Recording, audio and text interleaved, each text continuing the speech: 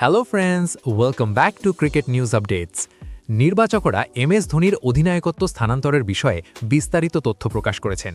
হ্যাঁ বন্ধুরা, প্রাক্তন জাতীয় নির্বাচক যতীন পরাঞ্জপে 2017 সালের জানুয়ারিতে একটি গুরুত্বপূর্ণ কথোপকথন প্রকাশ করেছেন, যেখানে এমএস ধোনিকে ভারতের সীমিত ওভারের অধিনায়কত্ব ছেড়ে দেওয়ার সিদ্ধান্ত নিতে বাধ্য করা হয়েছিল।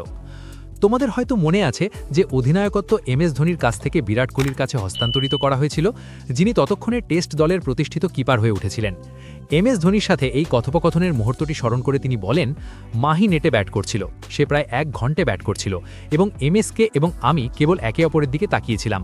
আমরা সিদ্ধান্ত নিয়েছিলাম যে তার সাথে সবচেয়ে সম্মানজনকভাবে কিভাবে কথা বলবো। তারপর আমরা তার কাছে গিয়ে বললাম, মাহি, আমাদের মনে হয় এখনই এগিয়ে যাওয়ার সঠিক সময়। ধোনি এমএসকে বললেন, আন্না, এটাই সঠিক সিদ্ধান্ত, দয়া করে আমাকে বলুন আমার কি করতে হবে।